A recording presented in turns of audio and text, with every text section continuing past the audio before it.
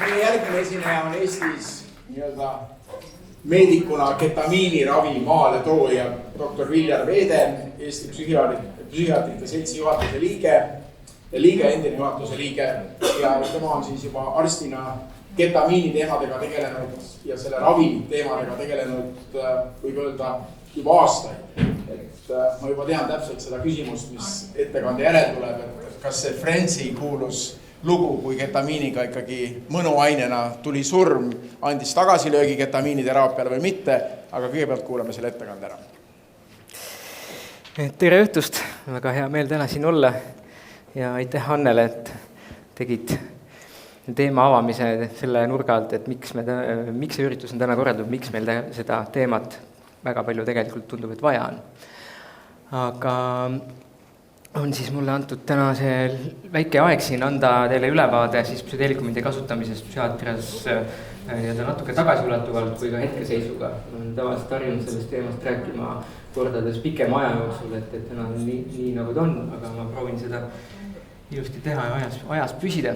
Et psühhedeelikum, millest me siis räägime, et Anneli oli see ühe slaidi peal ilusti juba välja toodud, siin on ta natuke mul põhjalikumalt need mõisted, et psühhedeelikumid iseenesest, et mitte lihtsalt tavalised narkotikumid, vaid et psühhoaktiivsed ained, siis mida eristavad teistest psühhoaktiivsetest ainetest, nende võime usaldusväärselt muuta siis inimese tajusid, mõtteid ja tundeid sellisel moel, mis on siis võrreldavad ainult sellega, mida võib kogeda unenägudes või religioossete kogemuste puhul, et selle definitsiooni on pannud David Nichols, kes on üks kõige teenekamaid psühhedeelikumide uurijaid läbi ajaloo. Uuem mõiste natukene nende kohta, psühhoplastogeenid, et see on nüüd suhteliselt hiljuti tulnud kasutusse, mul on tunne, et ta on tulnud kasutusse, et jääda ja see siis otseselt viitab siis nende toimemehhanismile, et siis ained, mis on võimelised siis kiiresti põhjustama neuroplastilisuse taastumist ajus, kus seda võib väga palju vaja olla. Ja siis jaotuse poolest klassikalised psühhedeelikumid, mis toimivad serotoniinisüsteemi kaudu, LSD, psilotsübiin, meskaliin ja DMT ja siis DMT sisaldav jooga ja huaska, siis dissotsiatiivsed psühhedeelikumid, mis toimivad glutamaatsüsteemi kaudu, nagu ketamiin, esketamiin, mis on siis hetkel ainsad, mis on vabalt meditsiinis kasutatavad, ja siis hallutsinogeensed amfetamiinid nagu MDMA. Et loomulikult on neid veel palju rohkem, aga täna on need, millest me räägime, mis on olulisemad. Ja siis psühhedeelikumiga toetatud teraapia, et ravi lähenemine, milles kasutatakse psühhedeelikume, siis kas peamise ravi sekkumisena või siis seda toetava vahendina, et siin nüüd oleneb palju metoodikast, natuke vaatame neid metoodikaid edasi ka. Aga nagu näha nendest pealkirjade väljatoomisest siin, mida ma aja jooksul olen kogunud, et see teema on tõesti väga suurt kajastust leidnud juba päris pikka aega, aastaid, nii psühhiaatrite, teadlaste, laiema avalikkuse, patsientide hulgas. Et ma ei mäleta väga sellist asja teemat mingite psühhiaatriliste ravimite ümber, mis oleks nii paljusid inimesi paelus, nii paljudest erinevatest ühiskonnagruppidest, et antidepressandid või ma ei tea näiteks mingisugune meeleolu stabilisaator, et see ei ole sugugi nii põnev midagi pärast kui need psühhedeelikumid, aga ometi see niimoodi on nagu läinud. Ja üks illustratsioon selle kohta, et näiteks psilotsübiini kohta käivate siis teaduspublikatsioonide arv, et kui palju see on ajas tõusnud, et räägime siin ikkagi 10 kordadest, et see huvi teadusmaailmas on kahtlemata väga-väga suur. Miks nad siis nii olulised tunduvad olevat? Et esiteks meil on puudus efektiivsetest psühhiaatrilistest ravimitest, Anne seda teemat väga ilusti siin peegeldas, et psühhedeelikumidel nii kliiniliste uuringute järgi, mida hetkeseisuga on juba oma jagu, aga võiks olla rohkem, võiks olla päris suur potentsiaal erinevate psühhiaatriliste häirete ravis ja paljude eksperthinnangute kohaselt siis mõne häire puhul võiks nad olla kõige efektiivsemad üldse, võrreldes kõige sellega, mis meil hetkel on pakkuda. Teine tegelikult väga oluline fakt siin on, et muidu me räägime lihtsalt ravimite puhul nagu ravimi efektiivsusest, inimene võtab midagi sisse endale ja siis me mõõdame, kas tal läheb paremaks või ei lähe, ilma et tal oleks selle juures mingisugune nagu teadlik kogemus sellest, mis temaga toimus või miks tal paremaks läks. Et see on olnud siiamaani ravimite standard, aga psühhedeelikumid annavad juurde siia teise dimensiooni, mis on just kogemuse efektiivsus. Ja see kogemus võib päris palju mõjutada seda, kuidas on ravi tulemus, kui kaua see kestab. Seda sama kogemust ennast mõjutab väga palju keskkond, terapeutiline side, muusika, kõik see, mis käib sinna ümber, nii-öelda selle settinguna ja setina. Et see asi läheb päris nagu selles mõttes kompleksseks ja kirjuks siin. Ja loomulikult ka see, et tavapäraseid psühhofarmakone, nagu näiteks antidepressante, neid võetakse ikkagi pikemat aega igapäevaselt. Aga psühhedeelikumide puhul on see manustamine toimub ainult aeg-ajalt, et see tegelikult suuresti päästab inimesed nendest kõrvaltoimetest, nagu näiteks antidepressantide puhul, et kas on tegemist seal kaalutõusu või libiidolangusega, põhilised asjad, väga paljud katkestavad selle tõttu ravi, et nende elukvaliteet teisest otsast jällegi läheb halvemaks, kui nad need ravimeid võtavad. Paar sellist näidet selle kohta, et mida see psühhedeelne kogemus siis nagu endast täpsemalt kujutab. Et Stanislav Grof, kes on siis kõige suurem pioneer kogu psühhedeelse teraapia arenguloos, on välja toonud LSD kogemuse kohta sellise definitsiooni. Ma hakka seda siin täies ulatuses ette lugema, aga põhimõtteliselt siin ta peab silmas seda, et LSD ja seda me võime üle kanda ka teistele psühhedeelikumidele, et ta toimib siis psüühiliste protsesside sellise mittespetsiifilise võimendajana.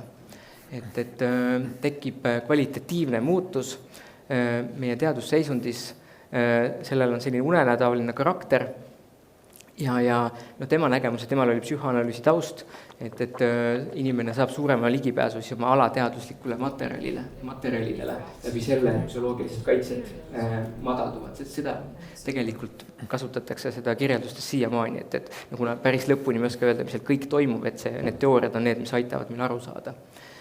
Aga psühhedeelikumid võivad siis välja tuua inimestest traumaatilisi ja ka positiivseid mälestusi, rohkem seda, millel on suurem siis nagu emotsionaalne laeng, et rohkem tuuakse välja nagu neid ja üleüldse inimene siis saab suurema sellise nagu justkui võime aru saada või näha, mis toimub tema nagu psüühilistes protsessid, kuidas tema psüühika töötab just sellisel nagu võimendatul moel. Et see protsess iseenesest, ta ei ole ei hea ega halb, ta lihtsalt on niimoodi. Küsimus on, et kuidas seda ära kasutada. Et üks näide veel ka lihtsalt ketamiini puhul, et mida ketamiin tüüpiliselt võib teha, millised kogemused inimestel võivad olla. Et siin selles tabelis on näha need kogemuste nagu liigid iseenesest suures plaanis, ta ei ole muidugi täpselt nii üks ühele, doosid, mis seda võivad esile kutsuda ja võib-olla siit kõige rohkem tooks tähelepanu nendele viimasele kahele, see surmalähedane kogemus ja siis sellele tavaliselt käivad koos, et sellele järgneb siis see ego, nii-öelda siis ego lahustav kogemus, kus inimene võib saada sellise surma ja taassünni protsessi nagu osaliseks, millel tegelikult on leitud võib-olla päris suur terapeutiline efekt teatud häirete puhul. Peamised uurimissuunad, mis hetkel selles valdkonnas toimumas on, et MDMA ja posttraumaatiline stressihäire on hetkeseisuga kõige kaugemal nendest psühhedeelikumidest, mis ei ole ühtegi ametlikku näidustust veel saanud. Nagu Anne jõudis mainida, et siis FDA poolt sai MDMA-ga toetatud teraapia, PTSD ravis sai negatiivse otsuse FDA poolt, et see on omaette teema, millest võiks pikalt rääkida, miks see niimoodi läks.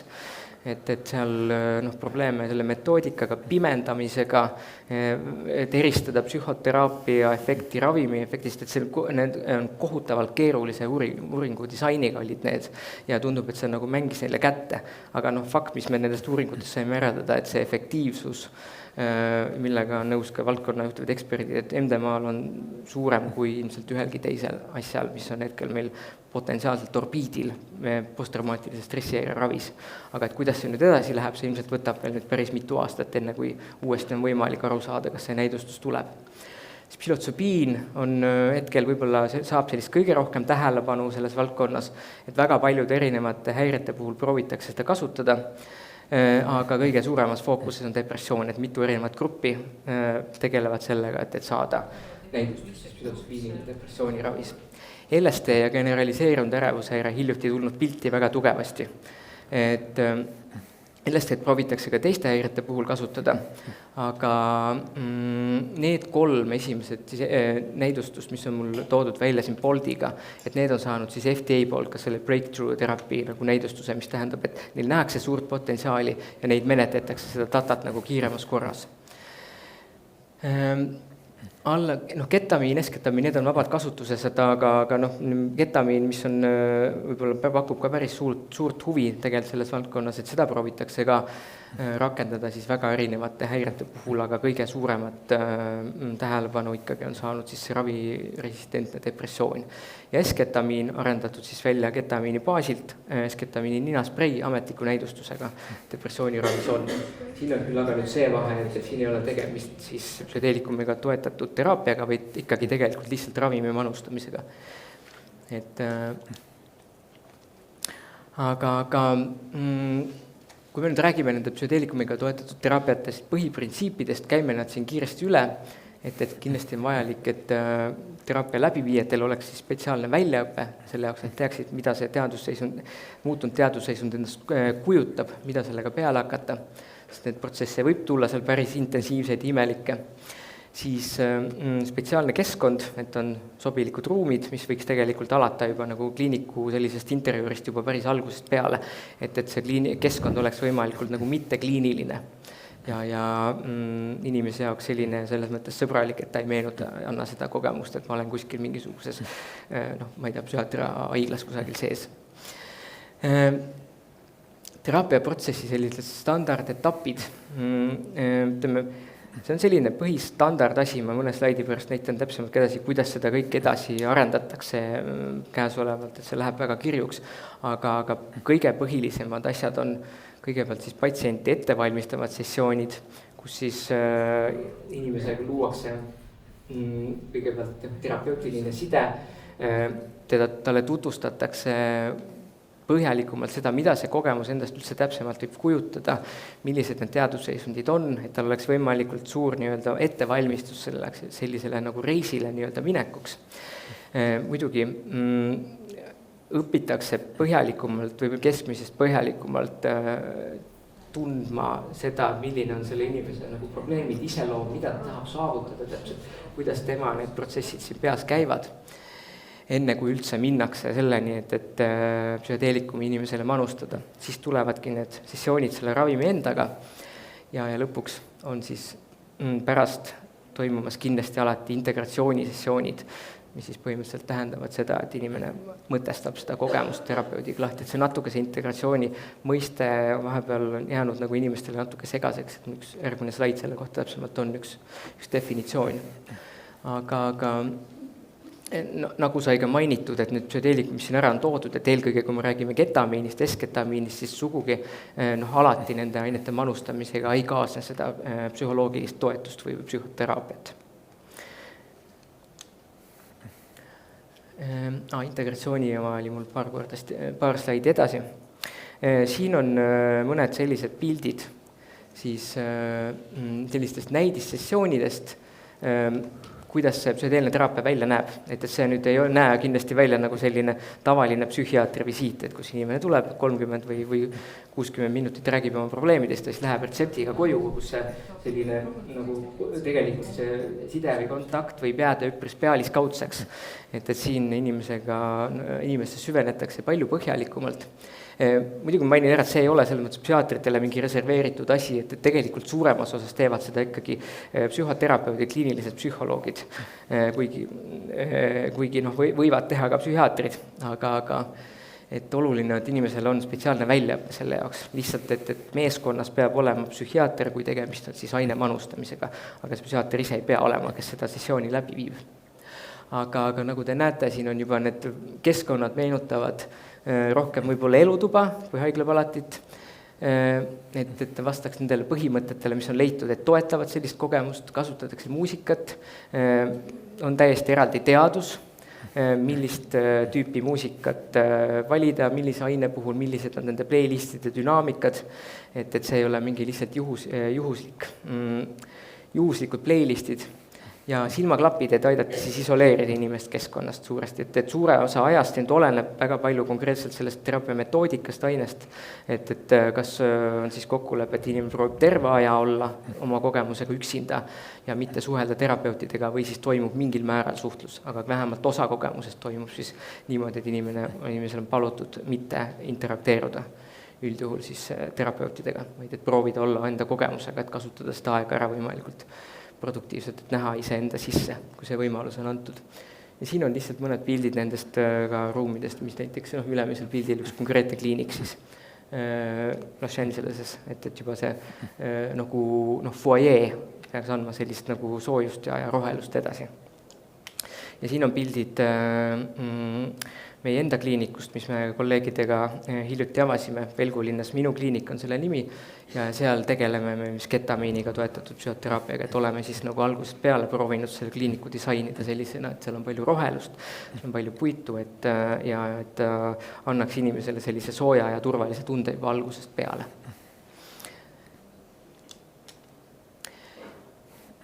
Integratsioon pärast neid sessioone, et siis põhimõtteliselt tähendab seda, et koos terapeudiga käiakse siis läbi see kogemus, mis inimesel oli, meenutatakse seda, pannakse see kirja ja proovitakse siis sellest kogemusest luua enda jaoks seoseid ja tähendusi oma igapäevase eluga.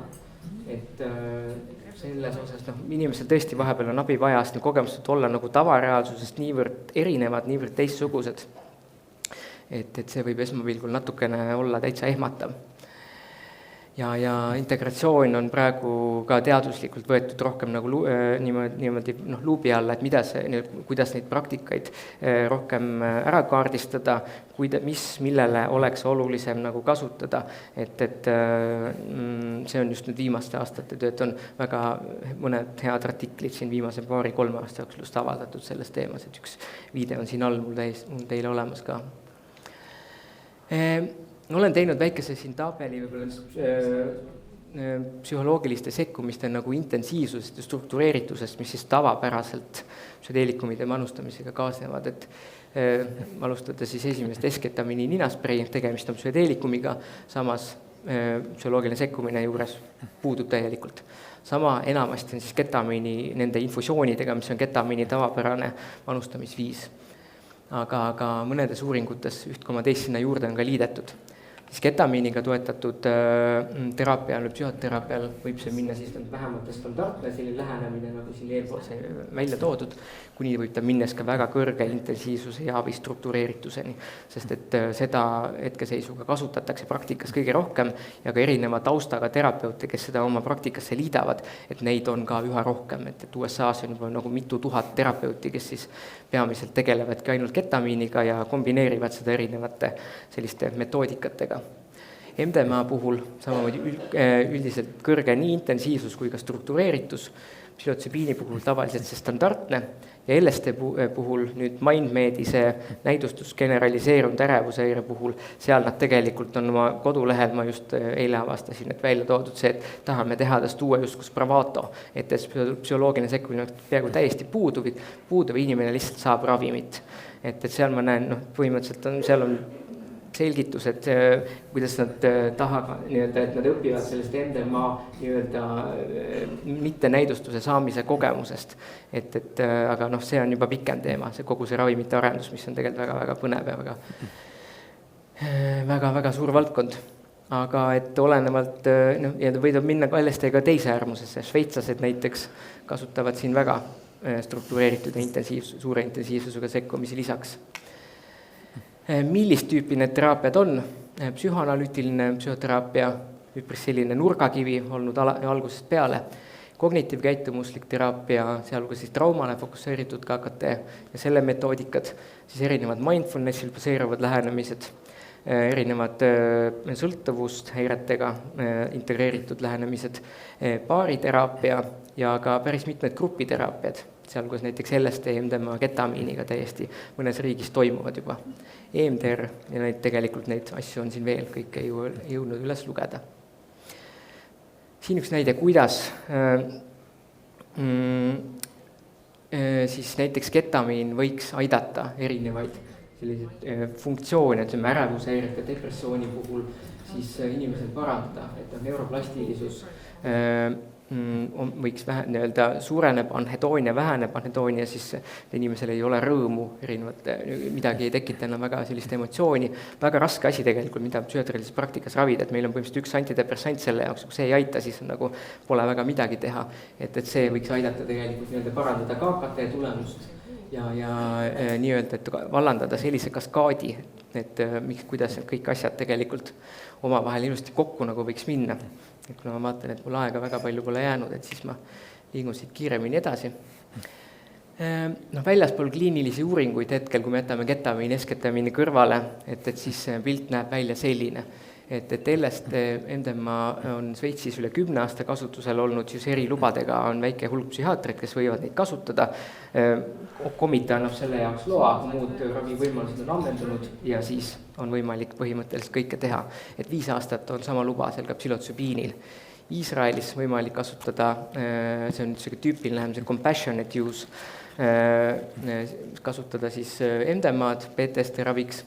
USA-s ja Kanadas on sama programmi alusel siis MDMA ja PTSD ja psühhotsübiin ja ravile tavapärasele ravile mitte allu depressioon. Ja siis Austraalia kõige hilisem, nemad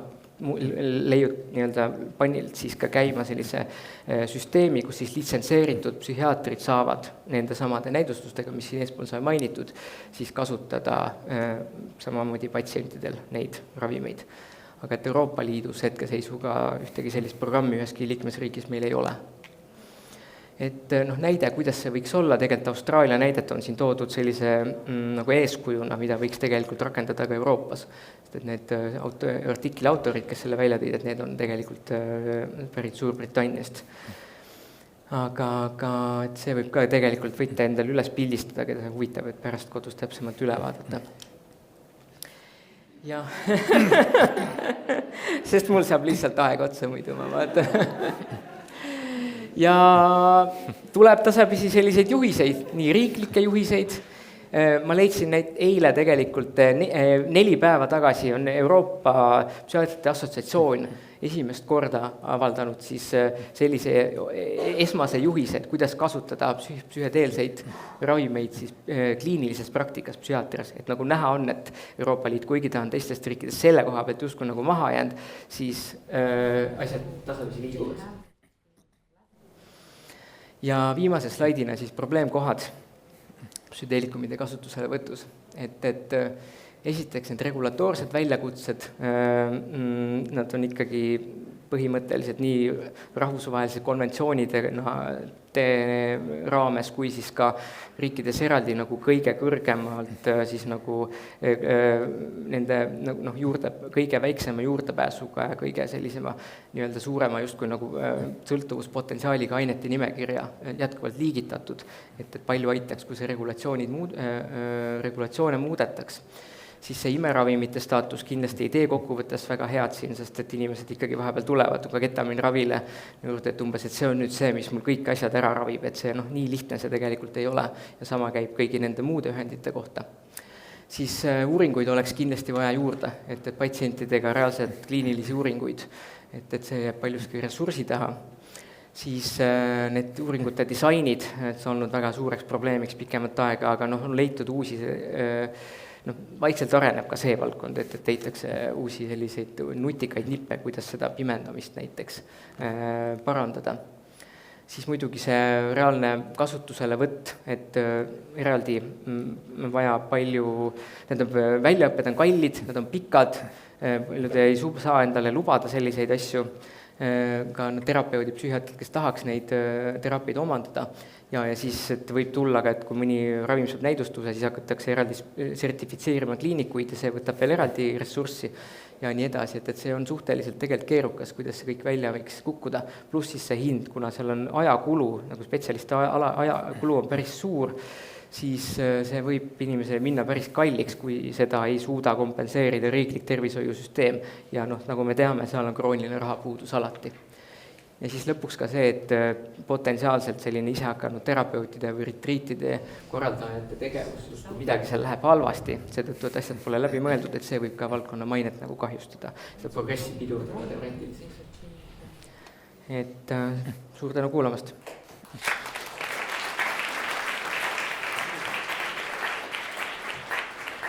Küsimused ka, kui palju Eestis on juba inimesed saanud ketamiiniravi, kui palju on patsiente arvuliselt olnud ja millised on olnud sellised edulood? No ketamiiniravi, ütleme siis kas nüüd ketamiini infusioonidena, ka S-ketamiini infusioonidena, S-ketamiini ninaspreiga ja siis selle ketamiiniga toetatud teraapiaga, nagu minu kliinikus on, siis neid kõiki kokku on ikka 100. Juba laialdaselt, see ei ole ainult väike nurgake. Jaa, aga ütleme, kui me räägime sellest nagu psühhedeelse toega teraapia lähenemisest, siis see algas esimest korda. Meil alles esimesed patsiendid siis minu kliinikus käisid, hakkasime pihta sellega novembrist. Et praegu neid on olnud seal kusagil, ütleme, 10. Ja kui mingid edulugu tuua, siis näiteks on seda inimene, kellega mul on kokkulepe, kes on lubanud oma lugu niimoodi anonüümselt jagada, et siis kroonilise generaliseerunud ärevushäirega naispatsient, keskealine, et tema esimesest ketamiini sessioonist kogemus iseenesest oli tal väga selline positiivne juba algust lõpuni, et tal ei olnud mingisugust nagu rasket kogemust või ärevust ja midagi, et ta tegime temaga tegelikult viimase sessiooni tegi meile ja 6 aega oli möödas, et ütles, et ta siiamaani tunneb seda, kuidas ta stressitase on väike, ta ei reageeri nii kiiresti enam selle ja sellisel moel sellele stressile, mis tööstress peamiselt, mis ta endast nagu kõige rohkem välja on viinud, et sellele ei reageeri tugevalt siiamaani ja ta tunneb sellist meelerahu fooni nagu, et loomulikult kõik asjad tal ei ole, ta ei ole nagu terve sellest, aga et ühest korrast juba tunneb 6 aega veel hiljem nagu sellist selget mõju. Et muidugi kõik lood ei ole nii positiivsed, aga me otsime kogumegi selliseid inimesi, kellega selliseid tulemusi nagu saavutada. Kas kellelgi on küsimus saalis? Üks küsimus, palun siin. Tervist. Kuskil praegu ei kuule. Üks moment, kohe lülitatakse sisse, siin läheb nutukene aega. Ja. Mina kuulen igal juhul. Aga lihtsalt meie vaatajad, kes vaatavad pärast seda video pealt, ei kuule muidu. Kui oluline on nüüd selle terapeudi enda kogemus nende ainetega, kui ta hakkab neid pakkuma patsiendile? Kas see on nagu möödapääsmatult vajalik või me saame olla ka nagu terapeut teoreetiliselt ise kogemust omamata? Põhimõtteliselt saab olla ka terapeut ilma ise psühhedeelset kogemust omamata, aga enamik selle valdkonna inimesi on arvamusel, et tegelikult peaks ise saama ka selle kogemuse kätte, sest see võib olla niivõrd lihtsalt, niivõrd veider ja niivõrd teistsugune, et seda lihtsalt ei kujuta ette muidu. Teil on olemas kogemus? Mina olen saanud proovida Confidos ketamiini küll ühe korra, selline oli siuke naljakas lugu, kuidas see juhtus, aga võib-olla ma seda ajapuudusel ei hakka seda jagama, ma võin pärast seda jagada, keegi tahab küsida, kuidas nii läks. Aga ma tahan mainida seda, et kui me nüüd räägime teraapia väljaõpetest, need programme on olemas juba päris mitmeid maailmas, nii Ameerikas kui ka Euroopas, kus ongi see täis nagu väljaõpet, seal kuskil olenevalt pikkusest on pool aastat kuni 2 aastat saada see sertifikaat, siis need kõik, mida mina tean, need põhilised kõige kvaliteetsem väljaõpet, seal on sees alati see võimalus ja soovituslik siis proovida ise psühhedeelikumi, et saada aru, mida see endast täpselt kujutab. Üldiselt need kogemused on võimalik kasutada ketamiini, aga teatud juhtudel ka teisi aineid, ma nii täpselt sellega kursis ei ole. Jätame ülejäänud küsimused nüüd meie arutelu ajaks, siis on 25 minutit meil eraldatud küsimusteks, aga üks küsimus siiski ketamiini kohta veel. Maailm hakkas ketamiinist rääkima Matthew Perry surma järel väga valjult ja ma olen seda küsimust korra juba küsinud, et tundus vahepeal, et ketamiin on selline aine, mis ei saagi olla ju nii ohtlik, et juba ravis kasutatakse ja inimesed manustasid ja korraga selline ülemaailmne surmajuhtum, mis andis üle maailma kõneainet, mis näitas, et tegemist on ikkagi ohtliku aine. Selles mõttes jaa, et on kui me räägime nüüd teistest psühhedeelikumidest, millel on siis öeldud põhimõtteliselt need sõltuvust ei tekita, siis ketamiin on natuke teistsugune selle koha pealt, et on väike hulk inimesi, kellel midagi klikib ära selle ketamiini kogemusega. Tavaliselt seal on ikkagi taga selline ikka tõsine mingi psüühikahäire ja üldiselt juba paljude teiste ainete nagu sõltuvus ka, enne kui nagu jõutakse lõpuks ketamiinini. Ma olen ise ka ketamiini sõltuvuses patsiente ka süstivat patsienti kohanud täiesti Eestis ja nii-öelda selles erakorralises psühhiaatri valves. Aga et inimesed võivad jääda kinni sinna ketamiini sellisesse võib-olla madala või keskmise doosi tekitatud sellisesse, kui ma nii-öelda näitasin seda tabelit, et seal on rohkem nagu see esimene ja teine nagu level seda ketamiini kogemust. Et kus ta ei lähe nagu liiga intensiivseks, liiga väljakutset pakkuvaks, et just see näiteks kehaväline kogemus. Lihtsalt rännatakse kusagil ringi, saadakse nagu vabaks iseenda sellest nagu tavareaalsusest, et millest tegelikult olla on väga halb, nagu sõltlasel või raske psüühikirurgi inimesel on. Ja kui nad jäävadki seda kordama, et siis ketamiin põhimõtteliselt võib tekitada sõltuvuse. Et selle koha pealt näiteks mina oma praktikas inimesed, kellel on näiteks ütleme kindlasti varasem ketamiini sõltuvus, kindlasti mitte mingil juhul sellist ravi mitte pakkuda. Samamoodi neile, kellel on probleeme juba paljude erinevate ainetega, ma jätaksin võib-olla eraldi nagu välja alkoholi. Et see on pigem nagu selles mõttes võib olla ohtlik. Doktor Veede, aitäh! Ja pärast siis paneelis saame edasi arutada.